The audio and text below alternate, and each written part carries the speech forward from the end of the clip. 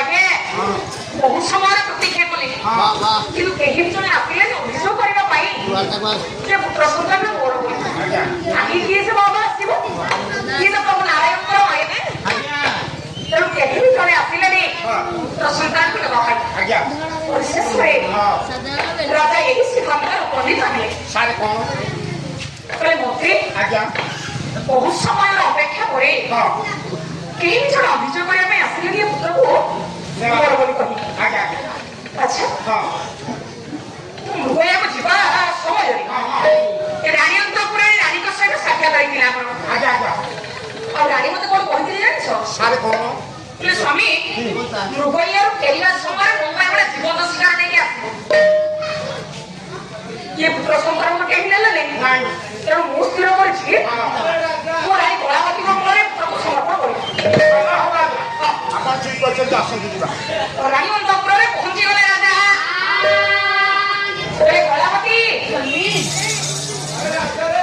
କଳାବତୀ ସ୍ୱାମୀ ତୁମେ ମତେ କହିଥିଲେ ନା ସ୍ୱାମୀ ମୃଗୟାରୁ ଫେରିବା ସମୟରେ ତମ ପାଇଁ ଗୋଟେ ଜୀବନ ଶିକାର ନେଇକି ଆସିବି ସ୍ୱାମୀ କହିଥିଲି ଏଇ ନିଅ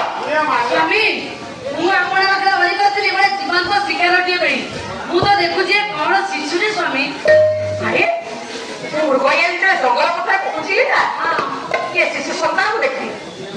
ଜଙ୍ଗଲ ହିଂସ୍ର କବଳରେ ତାଙ୍କୁ କେମିତି ଛାଡ଼ି ନାଇଁ ଭଲ କଥା ନେଇ ଆସିଛ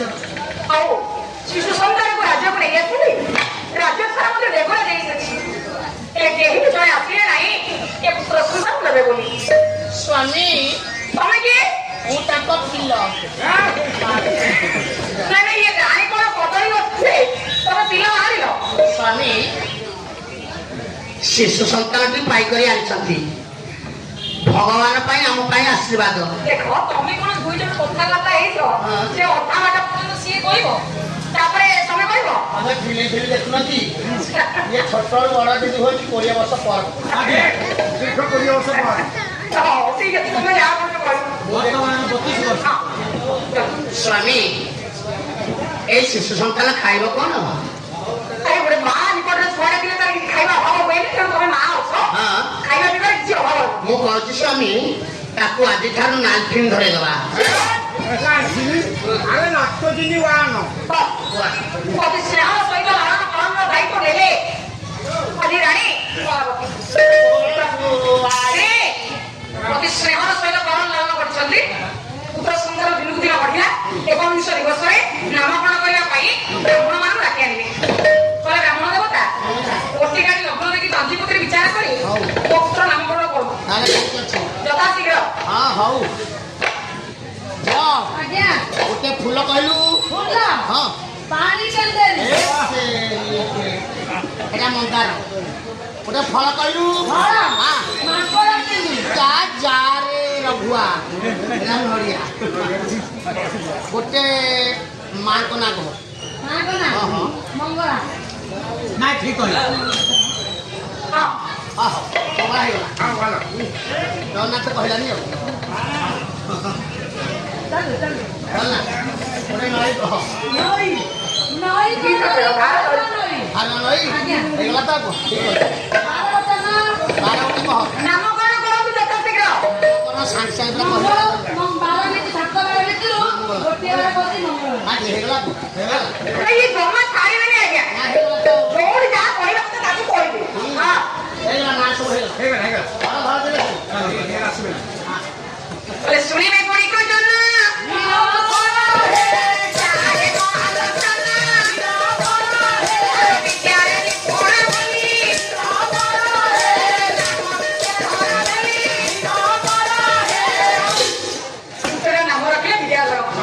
ସର୍ବବିଦ୍ୟାରେ ପୁତ୍ର ନିପୁଣ ହେବ ବୋଲି ବ୍ରାହ୍ମଣ ବସାଇ ଜଣାଇଦେଲେ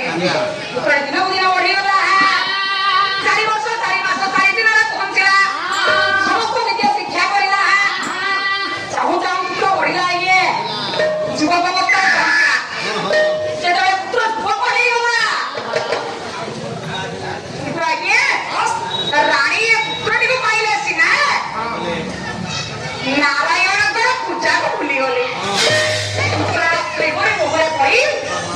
ନାରାୟଣଙ୍କର ପୂଜାଟାକୁ ଭୁଲି ଯାଇଛନ୍ତି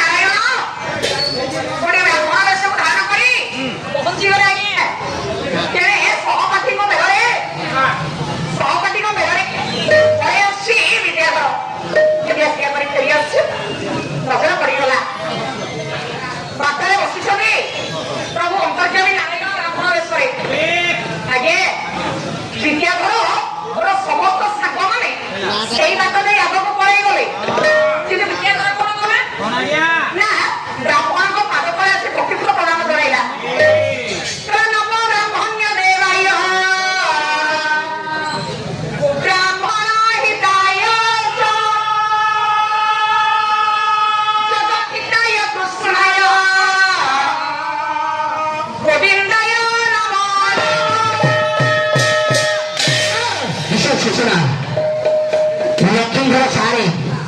ଆମ ଗାଁ ଦଣ୍ଡ ମାଷ୍ଟର ଲକ୍ଷ୍ମୀଙ୍କର ସାରେ ଗାୟକଙ୍କର ଗାଇବା କହିବାର ମଧ୍ୟ ଏଗାରଟା ପୁରସ୍କାର କରିଛନ୍ତି। ପୁରସ୍କାର ଆଦାୟ କର ଦାନକୁ ସାଦରେ ଗ୍ରହଣ କରି ପ୍ରଭୁ ସତ୍ୟନାରାୟଣ ମଙ୍ଗଳ ଧ୍ୟାନ କରନ୍ତୁ ମାସିକର ମାସରେ ଘଣ୍ଟ ଗୋଡ଼େଇ ରଖିଥାଉ ସ୍ୱାମୀ ବୋଲ ଅନେକ ବାର ସାରସ୍ୱତ ମୋର ସ୍ତୁତି ଦର୍ଶକ ସମାଜ ଆଜି ହୋଇଛି କଣ ନା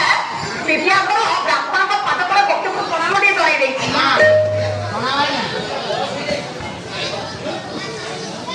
ଆଜ୍ଞା ଆୟୁଷ୍ମାନ ଭବ ଆଜ୍ଞା କୁଆଡ଼େ ଯିବେ କାହିଁ ଠିଆ କରିଦେବେ ହଁ କୁଆଡ଼େ ଯିବେ କି କହରେ ହଁ କୋଉପରେ ମୁଁ ସମ୍ପୂର୍ଣ୍ଣ ପ୍ରୀତ ହଁ ମୁଁ ଦେଖିଲି ହଁ ଏଇ 4-5 ଗଡ଼ି ପିଲା ଆଗକୁ ପଳେଇ ଗଲେ ଆଜ୍ଞା ଆଜ୍ଞା ହେଲେ ତୁ ସେମାନଙ୍କ ଠାରୁ ଟିକେ ଅଟକି ଯାଇ ମୋ ପାଦ ଭକ୍ତିକୁ ପ୍ରଣାମ ଜଣାଇଲି ହଁ ଆଜ୍ଞା ବ୍ରାହ୍ମଣ ସେମାନଙ୍କ ବୁଦ୍ଧି ଠାରୁ ହଁ ମୋ ବୁଦ୍ଧି ନିଶ୍ଚିତ ଉନ୍ନତ ମାନର। ମୁଁ ଜାଣିଛି ଆଜ୍ଞା ବ୍ରାହ୍ମଣ ଅଛନ୍ତି ଦେବତା ଆଉ ଦେବତାକୁ ପ୍ରଣାମ କଲେ କଣ ଭୁଲ ହେଇଗଲା ନାଇଁ ଆଗେ ମନୁଷ୍ୟମାନଙ୍କ ମଧ୍ୟରେ ବା ଆମ ସମାଜରେ ଆମେ ବ୍ରାହ୍ମଣକୁ ଶ୍ରେଷ୍ଠ ଆସନରେ ବସେଇଛୁ। ହଁ ଆଜ୍ଞା ବ୍ରାହ୍ମଣ ହେଉଛନ୍ତି ଦେବତା। ଆଜ୍ଞା ଶୁଣନ୍ତୁ ଶ୍ରାଦ୍ଧ କରି ଯଦି ବ୍ରାହ୍ମଣ ଯିବେ ତାକୁ ଆସନ ଖଣ୍ଡେ ଦବ ଯଦି ଆସନ ନ ଦବ ମୁଠି ମେଳା କଷ୍ଟ ପାଇବ ଖାଲି ବସିଲେ ହଁ କେତେ କଥା ଅଛି କଣ କଣ ତଳେ ରଖାଯାଏନି ଚତୁଷ୍ପଦ କହିଲେ ଅନେକ କଥା। ଆଚ୍ଛା ତୋ ନାଁଟା କଣ କହିଲୁ ରେ ବାପା? ମୋ ନାଁ ହଉଛି ବିଦ୍ୟାଧର। ତୋର ସୁନ୍ଦର ନାଁ ପାଇଛୁ ହଁ ହଁ ନାଁଟା ଯେମିତି ବାହ ବାହ ତୋ ବିଦ୍ୟାପତି ମଧ୍ୟ ତାଠାରୁ ଆହୁରି ଉନ୍ନତ। ଆଜ୍ଞା ଆଜ୍ଞା ଆଚ୍ଛା ତୋ ନାଁ ବିଦ୍ୟାଧର ମୋ ନାଁ ଆଜ୍ଞା ବିଦ୍ୟାଧର ତୁ ଯେହେତୁ ମୋତେ ପ୍ରଣାମ କଲୁ ହଁ ତୋ ଉପରେ ତ ସମ୍ପୂର୍ଣ୍ଣ ଖୁସି ମୋ ଉପରେ ଖୁସି ହେଇଛନ୍ତି ଆଉ ତୋତେ କିଛି ଗୋଟେ ଦେବା ପାଇଁ ମୁଁ ଚାହୁଁଛି। ମତେ ଆଜ୍ଞା କଣ ଦେବେ ହଁ ଆଜ୍ଞା କଣ ଦେବେ ମୁଁ ମନସ୍ଥ କରିଛି ତୋତେ ଗୋଟେ ଉପହାର ଟିକେ ଦେବା ପାଇଁ। କଣ ଦେବେ ଆଜ୍ଞା ଆଜ୍ଞା ପଙ୍କର୍ଚାରୀ ନାରାୟଣ କଣ କଲେ ନା ଝୁଲା ମୂଳରୁ ଗୋଟେ ସୁନ୍ଦରୀ ନାୟିକାର ଚିତ୍ରପଟଟେ ବାହାର କଲେ। ହାତଟେ ଭାଙ୍ଗି ଯାଇଛି ଆଜ୍ଞା ନାଇଁ ମୁଁ ସୁନ୍ଦରୀ ନାୟିକା ବୋଲି କହୁଛି ବୋଲି ସବୁବେଳେ ଜାଣିପାରିବେନି ଗୋଟେ ସୁନ୍ଦରୀ ଝିଅର ଫଟୋ ବୋଲି ନାଇଁ ନାଇଁ ତମେ ସେ କଣ୍ଡେଇକି ଦେଖେଇବା ଦରକାର ନାହିଁ। ହାତଟା ଭିତରେ ଅଛି ଲଗେଇବା ଦେବି ହବ କଣ କରୁଥିଲ ତମେ? ଏଇଟା ତ ମୁଁ ଦିନରାତି ମୋ ପୁଅ ଖେଳୁଛି ଭାଙ୍ଗି ଦଉଛି ତାକୁ ଆଉ ଆଜ୍ଞା ସୁନ୍ଦରୀ ନାୟିକାର ଚିତ୍ରପଟଟି ବାହାର କରିଦେଲି କାରଣ ଯୁବକର ମନ ଗୋଟେ ଯୁବତୀ ପ୍ରତି ଆକର୍ଷିତ ହୋଇଥାଏ। ଆଉ ଅନ୍ତର୍ଯାମୀ ନାରାୟଣ ଚିନ୍ତା କରିଛନ୍ତି ଇଏ ପୁଅର ମନକୁ ଭୁଲେଇ ଦେଇ ବାପ ମାଙ୍କ ଠାରୁ ତାକୁ ଦୂରେଇ ଦେବେ। ତେଣୁ ଗୋଟେ ସୁନ୍ଦରୀ ନାୟିକାର ଚିତ୍ରପଟଟି ଦେଖେଇଲି। ବାହ ବାହ ଦେଖି ଦେଖି ତାହେଲେ ଦେଖୁଛୁ ଆଜ୍ଞା ଏ ଫଟୋଟିକୁ ମତେ ଦିଅନ୍ତୁ ଫଟୋଟା କେତେ ସୁନ୍ଦର ହେଇଛି ଆଜ୍ଞା ହଁ ବଡ ସୁନ୍ଦର ହେଇଛି ନା? ହଁ କେମିତି ଗୋଟେ ଗାଧଉଛନ୍ତି କେଜାଣି ଏତେ ଜୋର ହେଇଛନ୍ତି କାହିଁକି ବିଦ୍ୟାଧର ତୋ ମୁହଁରେ ଏସବୁ କଥା ଶୋଭା ପାଉନି। ଟିକେ ଶୁଣନ୍ତୁ ବିଦ୍ୟାଧର କହୁନି ଯିଏ ରୋଲ କରୁଛି ସିଏ କହୁଛି ତା ଅର୍ଥ ତମେ ଭୂମିକାରେ ଅଛ ବଡ ମଣିଷ ବାବୁ। ଆଜ୍ଞା ଟିକେ ଶୁଣିଲେ ତମେ କହିବ ହଁ ତାଙ୍କ ନାଁ କଣ ଆଜ୍ଞା ଏକଥା ଆଜ୍ଞା ହଁ ସେ ଜାଣିଛି ପ୍ରଭୁର ମାୟା ଲାଗିଲା କେମିତି ହଁ ହଁ ଚିତ୍ରପଟକୁ ଦେଖୁ ଦେଖୁ ମନ ଲାଗିଗଲା ସଙ୍ଗେ ସଙ୍ଗେ ପଚାରିଲି ବୋଲି ୟାଙ୍କ ନାଁଟା କଣ କହିଲ? ତାଙ୍କ ନାଁଟା କଣ ଆଜ୍ଞା କହିଲେ ୟାଙ୍କ ନାଁ ତାରାବତୀ। ତାରା କଣ ଜନ୍ମ ତ କାହାକୁ ବଳେଇବ ଆଚ୍ଛା ଆଙ୍କ ରାଜ୍ୟ ଆଉ ଗୋଟେ ପାହାଚ ଚଢିଲା ରାଜ୍ୟ ହଉଛି ସିଂହଳ। ସିଂହଳ ଦେଶ ରାଜ୍ୟ ସିଂହଳ ରାଜ୍ୟର ଇଏ ରାଜକୁମାରୀ ନାଁଟା ୟାଙ୍କର ତାରାବତୀ। କେତେ ତାରାବତୀ ତମେ କେତେ ସୁନ୍ଦର ତମ ସହିତ ମୋର ଯଦି ତମ ସହିତ ମୋ ଯୋଡ଼ି ଯଦି ମାନିବ ବଢିଆ ଦେଖାଯିବ ପିଲା ଆସିକି ଆଜ୍ଞା ଆପଣ କହିଲେ ଟିକେ ଗୀତଟି ହବ ଗୋଟେ ବୋଲୁଛି ମାନେ ଏ ତାରାବତୀକୁ ଦେଖି ବିଦ୍ୟାଧର ଭାବୁଛନ୍ତି କହିଲେ ଏ ତାରାବତୀ ଯଦି ମୁଁ ତୁମକୁ ପାଏ ତୁମ ସହିତ ମୋର ମିଳନଟା ହୁଏ